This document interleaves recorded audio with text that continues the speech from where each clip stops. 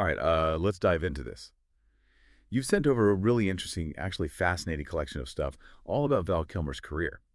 It seems like you're really looking to get a good grasp on just how much he's done. Across film and television, I mean, we've got a pretty detailed list of all his movie roles, some TV appearances, and even those search terms you included. Those are really helpful. They give us a sense of what you find most interesting about him, like his most iconic characters, and even, his health journey. Yeah.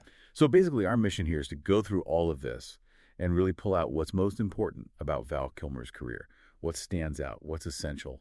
You know what I mean? Yeah, absolutely. I think what jumps out at me right away is the range. Like, it's not just a long list of credits. It's journey through all these different genres and characters, comedies, dramas, action, sci-fi. He's done it all. It suggests someone who's really driven to explore all these different facets of acting. Totally. So let's rewind back to the beginning, the 80s. It looks like his first role was in Top Secret back in 1984. He played Nick Rivers. Now, for anyone who hasn't seen this one, it's a totally wild comedy spoofing spy movies and musicals. Yeah. It's really something else. Yeah. You talk about starting your career with a bang. He was clearly not afraid to just go all out and be funny. It's interesting that he started with a broad comedy performance like that. It sets a foundation of versatility right from the start, which might surprise people who mostly know him from those more serious roles later on. It makes you think about how that early experience maybe shaped his willingness to take on such a diverse body of work. Yeah, and then just a year later, in 1985, there's Real Genius. He played Chris Knight. This one sort of became a cult classic over time. Right. It has this really dedicated fan base. He plays this super bright, kind of mischievous physics student. It's a different energy from the straight-up silliness of Top Secret, more like a charming kind of intellectual rebellion. Absolutely. With Chris Knight, he really tapped into a different type of charisma. It's that sharp wit mixed with this, anti-establishment vibe. It's not just making people laugh. He's actually embodying this brilliant mind that's not afraid to challenge the rules. And you actually see that kind of rebellious intelligence pop up in some of his later roles, too. And then 1986, a big year, for sure. One of his most recognizable roles, LT, Tom, Iceman Kazansky in Top Gun. I mean, this movie was huge culturally. Yeah. It defined the 80s in a way. And Iceman is such a memorable character. Right. That cool, collected, almost arrogant rival to Maverick. And honestly, the number of times Top Gun and Iceman come up in your search terms, it tells us this role is still really important to you. Yeah, the whole dynamic between Iceman and Maverick, it's the heart of that film. What's great about Kilmer's performance is how subtly he shows Iceman's respect for Maverick growing underneath that initial rivalry. He embodies this really disciplined, strategic way of flying, which is such a contrast to Cruise's impulsive style. It's a really interesting look at different ways of achieving excellence. So moving on to the late 80s and early 90s, we see him continuing to branch out, taking on different genres. In 1988, he plays Mad Mardigan in Willow, which is this fantasy adventure film. Talk about a change of pace from fighter jets and geniuses. Now he's a swashbuckling mercenary. Willow really highlights his ability to embody a more classic, heroic action type of role. And within this fantasy setting, too, it really broadened his appeal, showed he was comfortable in these different cinematic worlds. It makes you wonder about his acting process. How do you go from one extreme to the other so convincingly? Okay, but then 1991. It seems like this is a big one for you. Based on your search terms, The Doors, where he played Jim Morrison. I mean, it wasn't just playing a character. It felt like he became Morrison. The dedication he had to that role is legendary. Oh, yeah. The Doors movie, Jim Morrison, Val Kilmer, Jim Morrison. Those searches tell the story. His performance went way beyond just imitation. It was like he dove deep into the psyche of this complex icon. There are all these stories about how he went to extreme lengths to understand Morrison, even living as him when he wasn't filming. What about his performance stood out to you most? Was it the physical transformation? The voice? Something else? For me, it was how he captured that almost shamanistic stage presence. Yeah. And at the same time, the vulnerability of Morrison's poetry, it felt like more than just acting, All right, so moving into the mid-90s, he's in another string of major movies, again showing off his versatility. 1993 brings us Tombstone. And wow, the amount of interest in Tombstone, Doc Holliday, in your searches tells us this is a big deal. His performance as Doc Holliday was just unforgettable. Yeah, it really is. What's so remarkable about his Doc Holliday is how he brought this legendary figure to life with so much depth and complexity. He wasn't just the gunslinger. He was this cultured, educated man facing death with a mixture of defiance and this dark humor. Lines like, "I'm your Huckleberry." They've become so iconic, and it's largely due to Kilmer's delivery, the specific way he says them. He created a character who's both captivating and heartbreaking. Is there a scene or a line from Tombstone that sticks out to you? That whole scene in the saloon with Johnny Ringo, the tension, the way they're almost playing with each other, but it's deadly serious. It's just brilliant. And also, in 1993, he has this smaller role in True Romance as Elvis Presley's mentor. It's a short appearance, but he really makes an impact, which again shows his ability to command the screen even when he's not the main focus. That's a great example of how a good actor can elevate even a smaller role. Hmm. His Elvis in True Romance adds this surreal, almost mythical element to the film. It shows he doesn't need to be front and center to create a memorable character. And then 1995, he puts on the cape and cowl, becomes Bruce Wayne Batman in Batman Forever. It looks like you're interested in how he stacks up against other actors who played Batman. Yeah, taking on Batman, it's a big deal for any actor. Kilmer brought his own spin to the role.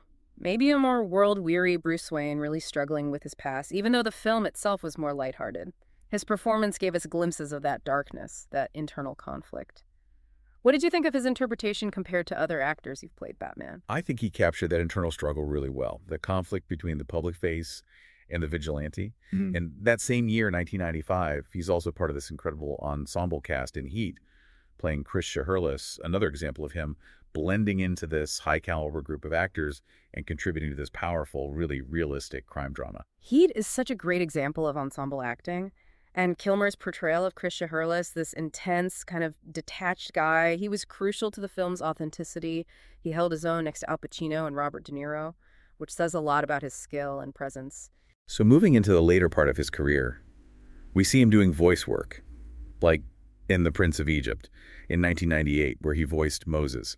It's a totally different side of his talent, Right. using only his voice to convey all that emotion and weight. Voice acting is really its own skill set. You're relying completely on your voice to bring that character to life, and to lend his voice to someone as iconic as Moses in a major animated film, it speaks to his versatility and the power he has in just his voice alone. We should also touch on some of his TV roles. You mentioned Comanche Moon, and he voiced Ki-T in the 2008 Knight Rider reboot. And he had appearances in shows like Entourage and Psych. It seems like he's been consistently engaged with all these different ways of telling stories. It shows a willingness to explore different formats and connect with a wider audience, too. Voicing Ki-T, this beloved character from TV history, that taps into nostalgia. And his appearances in more current shows highlight his ability to adapt. We definitely can't skip over Top Gun Maverick from 2022. I mean, the fact that Top Gun Maverick and searches like Val Kilmer Top Gun Maverick, even Tom Cruise on Val Kilmer Death, are so prominent. It tells us that his return as Iceman was really significant for you. It's a powerful moment for a lot of viewers. It was more than a cameo. It was this really moving continuation of Iceman's story. And considering the health challenges he's gone through, his return to that role resonated so deeply with people. It was a testament to how much people connect with him and with that character and with the impact Iceman had on pop culture. Which kind of naturally leads into some of your other search terms. Yeah. Those ones about his health, Val Kilmer health, Val Kilmer cancer, throat cancer, and questions like, is Val Kilmer still alive, Val Kilmer today? And while the information you sent doesn't get into specific medical details, it's understandable that this is something you're curious about. And we can acknowledge that his career has continued even with those challenges. And his appearance in Top Gun Maverick is a really visible and inspiring example of that. It's definitely important to acknowledge that interest in his well-being and to recognize how he's continued to work despite the obstacles he's faced. His return to Top Gun was a really powerful reminder of his strength. You also searched for things related to his family, Joanne Wally, Mercedes Kilmer, Jack Kilmer, Val Kilmer children, Val Kilmer daughter, Val Kilmer family. It's natural to be curious about the personal lives of people in the public eye, the people they're close to. And again, while we don't have specifics here, it's a common thing. People are interested in the families of actors. Yeah, the lives of actors often extend beyond the screen, and it's understandable that people are curious about their families and their personal relationships. Finally, your search terms included a long list of other movies and roles, like Willow Movie, Top Secret Movie, Real Genius, Heat Movie, Kiss Kiss Bang Bang Alexander, The Island of Dr. Moreau, The Ghost in the Darkness, The Saint, At First Sight, Red Planet, The Salton Sea, Wonderland, Deja Vu. It really highlights how diverse and prolific his career has been over decades and across genres. Looking at that list, it's amazing to see the variety of characters he's played. From action heroes to romantic leads, historical figures to more offbeat roles.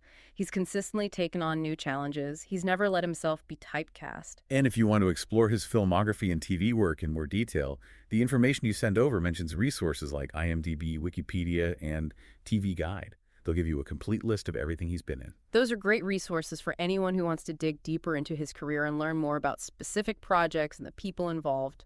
So, as you can see from this deep dive into the information you provided, Val Kilmer has had a truly incredible career, from comedy to drama, voice acting. He's left his mark on film and television. But here's something to think about. When you look at all the different characters he's played, what do you think is the common thread in his most compelling performances? Is this a certain intensity, vulnerability, or something else entirely? Something to consider as you continue to explore his work. Today is your lucky day. Today is the day that our $3 website works for you, paying you directly to your PayPal daily. Imagine $3 ongoing continuous payments to your PayPal account. Imagine falling asleep and waking up to $300 in your PayPal account. How would this make you feel? How could this help you? What bills could you pay? What kind of fun could you have? What does that retirement look like now?